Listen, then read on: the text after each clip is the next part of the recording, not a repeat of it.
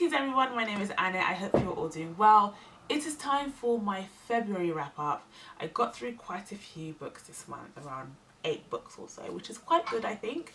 And I think like my January wrap up, I'm going to start from my least favourite to my most favourite book of the month. So let's get straight into it. Now this book was a 2-star read for me. It was Love Her or Lose Her by Tessa Bailey, which is book 2 in her romance series. Book 1 being Fix Her Up, which I thought was just simply okay. I think it might have been a 2-star or no, 3-star read for me. I can't quite remember right now. But Love Her or Leave Her just was not for me in the slightest, because the main character, her love interest, her husband, was very much so the alpha male kind of character. Now, this story is a second chance romance.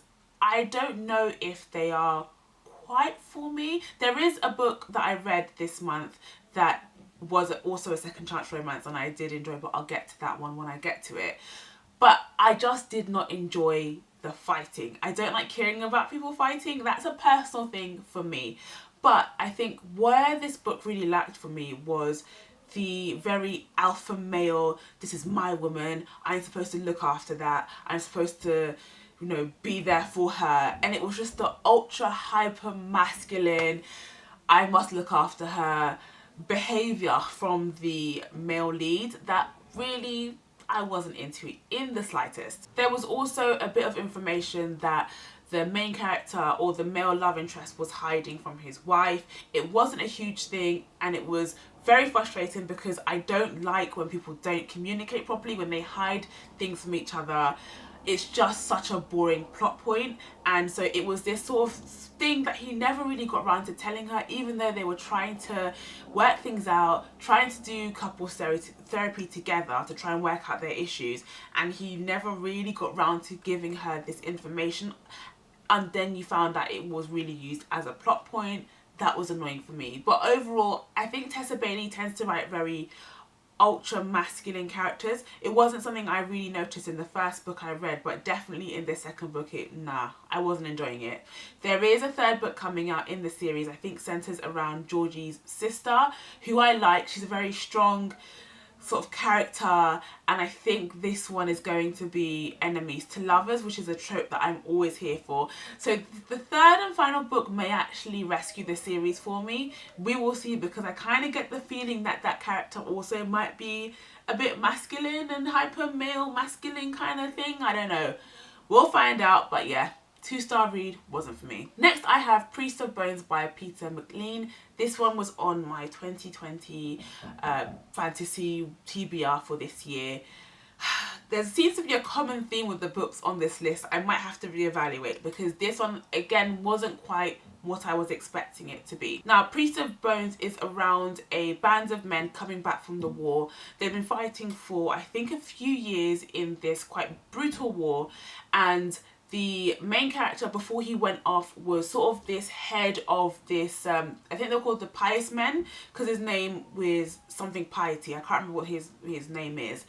And so he owned like a host of businesses in this area, this town, and he's come back and these businesses have been taken over by some sort of unknown other force or mob or whatever they are. And so throughout this book he's trying to regain these businesses. Sounded interesting. It's noted as a fantasy. I thought it was going to be a grimdark fantasy about this sort of mob boss-esque character, lots of magic being used, this sort of weird fantasy world. I don't know where I got that idea from, maybe because it was listed as fantasy, but the fantasy is so very, very minimal, and it really became or seemed to be a book that I guess I wouldn't usually pick up. If I had known what the book was going to be like before I went into it, I might have enjoyed it more. And I think a lot of the times it is down to expectation, because this, it's weird to say because there is fantasy in the book, but the characters that can wield fantasy, they're very much feared.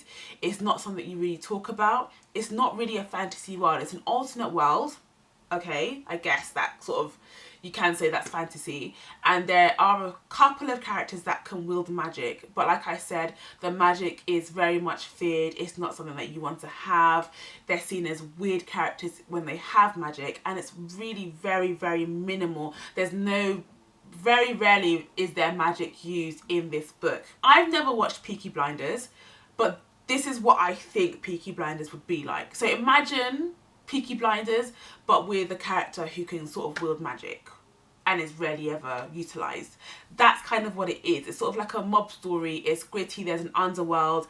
I think the book felt very, very repetitive because there was a lot of the same, or because he was trying to get back the businesses. It kind of felt that was sort of the same thing that we were doing over and over again. So it felt very repetitive, and it kind of got a bit boring after a while. I did like there were talks of PTSD. They called it something else in the book, but I think they called it battle shock. And I did like that. Obviously, these men have just come back from this huge war, and it's something that does need to be talked about, and I did like that the author did cover that in the book. It's a book that perhaps if I had a better understanding of what it was going into it, I may have understood it more. But don't tell me something is fantasy and you don't have a lot of fantasy in there. There are levels to fantasy, yes, but it really wasn't what I was expecting. I read a short story by N.K. Jemisin on Tor.com. They have a host of short stories that you can read. It's called The City Born Great, and I believe the fantasy or urban fantasy book that N.K. Jemisin has coming out this month is sort of based on that short story. And so this one was weird. It was interesting, and I don't even know if I can give a synopsis of what it's about. I think essentially the way it's written is that New York is almost like a living, breathing thing, and we have people who are guardians of it that help bring it into existence. Like I said, don't really know if I'm sure of what I read, but it just sounded so weird and intriguing that it piqued my interest enough to want to read the actual book that it's based on. So it was a 3.5 because I enjoyed the writing. N.K. Jemisin just knows how to write beautifully, but I want to, like I said, read the actual full book just so I get a bit of a better understanding of what I read. But 3.5 for the really good writing. Now we have After ID by Taylor Jenkins Reid. This is the next second chance romance that I mentioned. I am trying to get through all of her books because I really, really enjoy reading them. Now this one was a 3.5 star read for me, mainly because I found it a little bit slower than the usual books that I've only read 2 books from her, but it was a little bit of a slower read for me, and I found it a little bit more difficult to get into. I think it might be because it was a second chance romance, and I don't really think they are personally for me. But the book still has Reid's very much distinguishable writing style in that it's very nuanced. The characters really take note of the smallest things, and those things, like I think I've said before, tend to always mean something to the characters in the books. Her books make you think, they make you contemplate life in general, and I thought that the way it was done was really beautiful. So let me get into the synopsis because I realised I haven't actually done that. So essentially this story is about a couple who've been married, or they've been together for about 10 or so years, since I want to say college or high school, I can't remember, but they've been together for a really long time. Their relationship has kind of gotten stagnant, a bit stale. They are bickering with each other. They're not really communicating very well. And so in order to fix their relationship, they've decided that they're going to take a year apart with no communication with each other. And through that separation, the main character, she's able to see who she is without him, and where the issues in their relationship may have stemmed, where she may have gone wrong in her relationship. So there's a lot of contemplation going on. And then you also see the effect of this sort of separation with the family as well, and how her family are taking it. We do also sometimes get the partner's point of view, but that's through an interesting means in the book, and you will find that out if you do end up reading it. So we find out a little bit here and there how he's getting on in this experiment that they're doing. But yeah, like I said, it was quite slow, and it wasn't my favourite that I've read of her, but 3.5 because it really is beautifully written, Reid's writing is always really beautiful to me, and I always enjoy reading her books. Now I have Northern Lights by Philip Pullman. It's book 1 in his Dark Materials series. This one was a 4-star read for me. I think back in the day I probably would have given it 5 stars out of 5, but I'm a little bit older now and I've read, you know, way more fantasy. But I think this book is just such a wonderful book, especially one that is aimed towards young adults, because I think the themes and certain things that go on in the book are still quite adult, which is why I think an adult can enjoy the book. I think obviously the main character, she's a child, and so it's a little bit less relatable on that front. But I think in terms of like the Magisterium, Mrs. Coulter, I see her in a little bit more of a different light now that I'm a little bit older, because when I read it when I was younger, she was like this evil character. I thought she was terrible. To me it was very black and white, but now as an older person, as a young woman trying to navigate their way around the corporate world, I can not relate to her, but I can see why she did what she did and the reasoning behind that. It made a little bit more sense. So it was interesting because I now got a different point of view in terms of reading the book, and certain characters who I liked when I was a child, like Lord Asriel, I didn't like so much anymore. So it was really enjoyable going back into this world and meeting these characters that I fell in love with so many years ago. The reason why I actually started reading the books was because of the BBC adaptation. It is a fantastic adaptation, and Ruth Wilson's portrayal of Mrs. Coulter I think was just absolutely spot on. I think everyone did a fantastic job. So go out and watch it if you don't really have plans to read the book. I do plan on continuing my reread of the series and also reading the other books that have since been written after the original trilogy was written.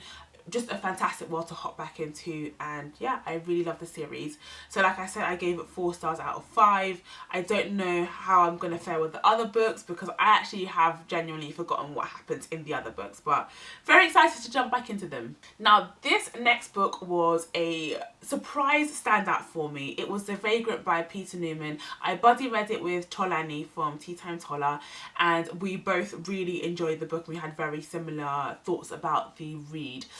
This one was one that I randomly found it in my library, and I'm very glad I picked it up. I have done a review on it, and you can check it out. I will link it for you. But essentially the reason why I love this book, the main character is non-verbal, so he doesn't say a word throughout the whole book, and I think a lot of it is conveyed through the characters around him.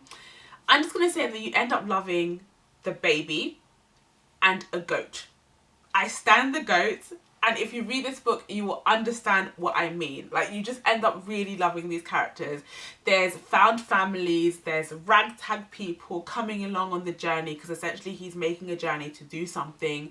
And I just thoroughly enjoyed the read. There were a few laugh out loud moments for me because I read it as an audiobook. And then there were also some really, really sad, heartfelt moments in the story as well. I really enjoyed it.